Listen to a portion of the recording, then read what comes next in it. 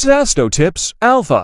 Hello viewers, welcome to Shashwat জলপাচারের পক্ষ থেকে সকলকে স্বাগত। আজকে আমি আপনাদের সাথে আলোচনা করব একটি নতুন মেডিসিন সম্বন্ধে, এবং আজকে আমাদের আলোচনা করার মেডিসিনের নাম নেপ্রোসিন 500 ট্যাবলেট। তো আমরা জানবো যে এখন নেপ্রোসিন মেডিসিনটি কি দ্বারা তৈরি করা হয়েছে, আর এই মেডিসিনটা আপনার কোন কোন সমস্যার জন্য, আপনার কি কি কারণে খাওয়া যেতে পারে, কি পরিমাণে খেতে হবে, অর্থাৎ খাওয়ার সঠিক নিয়ম, সাইড এফেক্ট আছে কিনা, প্রাইস কত পড়বে ইত্যাদি সম্পর্কে আপনাদেরকে বিস্তারিত জানার চেষ্টা করব। আশা করি আপনাদের ভিডিওটি আপনাদের থেকে ভালো লাগবে এবং প্রয়োজন হবে। তো চলুন আমরা ভিডিও মূল আলোচনা শুরু করি।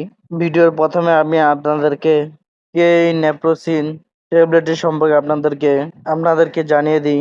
নেপ্রোসিন ট্যাবলেটটি প্রস্তুত করা হয়েছে নেপ্রোসিন মেডিসিন দিয়ে, যার প্রতিটি ট্যাবলেটে রয়েছে 500 মিলিগ্রাম সমপরিমাণ নেপ্রোক্সেন মেডিসিন। আর নেপ্রোসিন 500 ট্যাবলেটটি প্রস্তুত করেছে রেডিয়েন্ট ফার্মাসিউটিক্যাল লিমিটেড।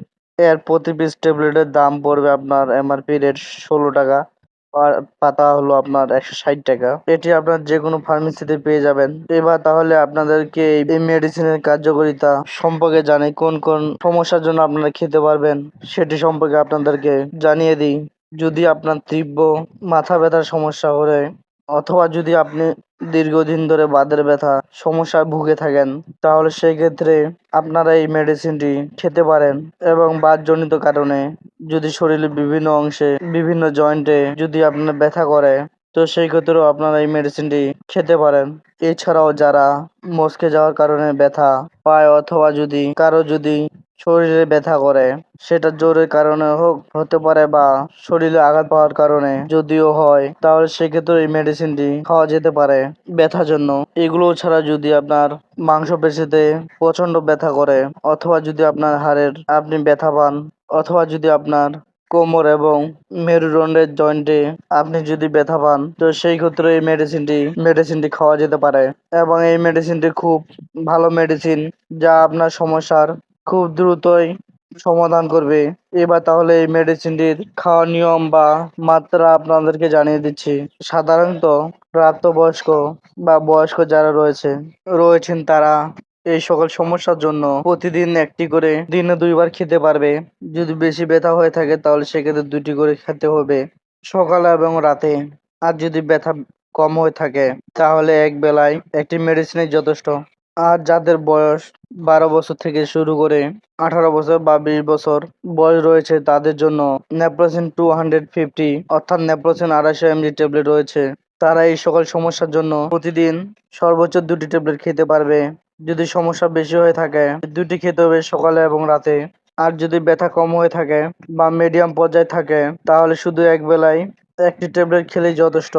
আর যদি বাচ্চার 10 বছর বয়স কম হয়ে থাকে কিংবা 2 বছরের বেশি, তাহলে তাদের জন্য রয়েছে নেপ্রোসিন সাসপেনশন। তো এই বয়সের বাচ্চাদের জন্য নেপ্রোসিন সাসপেনশন হাফ চামচ করে একদিনে একবার অথবা 2 বার খেতে হবে। এটি নির্ভর করবে বাচ্চার ব্যথার ওপর। তো সেই ক্ষেত্রে কিন্তু ছোট বাচ্চাদের ক্ষেত্রে ডাক্তারের পরামর্শ অনুযায়ী এই মেডিসিনটি খাওয়ানো প্রয়োজন। এবার তাহলে এটাও আপনাদেরকে জানিয়ে দিই, এই মেডিসিনটি আপনাদের খেতে হবে ভরা পেটে, অর্থাৎ খাবার খাওয়ার পরে। আর এই মেডিসিনটি খাওয়ার আগে অর্থাৎ খালি পেটে আগে আপনাকে একটি গ্যাস্ট্রিকের ওষুধ খালি পেটে খেয়ে নিতে হবে। না হলে এই মেডিসিনে কিছু সাইড এফেক্ট রয়েছে, যেমন পেটে ব্যথা, বমি বমি বমি ভাব, অথবা চুলকানি বা ফুসকুড়ি। এই সমস্যাগুলো দেখা যায়।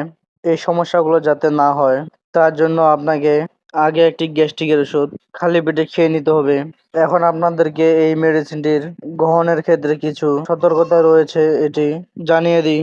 যদি কারো রক্তক্ষরণের রোগ থাকে, অর্থাৎ আলসারের যদি সমস্যা থাকে, অথবা যদি আপনার হাঁপানি রোগ, অ্যালার্জি রোগ, অথবা কিডনি অথবা লিভারের যদি কোনো সমস্যা থাকে, তাহলে সেক্ষেত্রে কিন্তু এই মেডিসিনটি কিন্তু সতর্কতার সাথে অথবা ডাক্তারের পরামর্শ অনুযায়ী সেবন করতে হবে। ঠিক আছে, এই জিনিসটা অবশ্যই আপনারা মাথায় রাখবেন। এই সমস্যাগুলো থাকলে অবশ্যই ডাক্তারের সাথে পরামর্শ করে খাবেন। এবং সেই সাথে যারা প্রেগনেন্ট রয়েছেন, যে সকল মহিলারা প্রেগনেন্ট বা বাচ্চাকে দুধ খাওয়ান, তাদের ক্ষেত্রেও কিন্তু ডাক্তারের পরামর্শ অনুযায়ী এই মেডিসিনটি খেতে হবে। এই হলো আজকে আমার নেপ্রোসিন 500 মিলিগ্রামের ট্যাবলেটটি সম্পর্কে আলোচনা। আশা করি আপনারা বুঝতে পেরেছেন। তারপর যদি কারো বুঝতে অসুবিধা হয় কমেন্টে আমাকে জিজ্ঞাসা করতে পারেন। আর যদি আপনাদের ভিডিওটি ভালো লাগে থাকে তাহলে ভিডিওতে একটি লাইক দিয়ে দিবেন এবং পরবর্তী ভিডিওর আপডেট পাওয়ার জন্য চ্যানেলটিকে সাবস্ক্রাইব করে পাশে থাকা বেল আইকন বাটনটি ক্লিক করে রাখবেন, যাতে করে আমি ভিডিও দেওয়ার সাথে আপনাদের নোটিফিকেশন পৌঁছে যায়। তো এই পর্যন্ত ভিডিওটি শেষ করছি। ভালো থাকুন, সুস্থ থাকুন, খোদা হাফেজ। আসসালামু আলাইকুম রহমতুল্লাহ। Sasto Tips Alpha.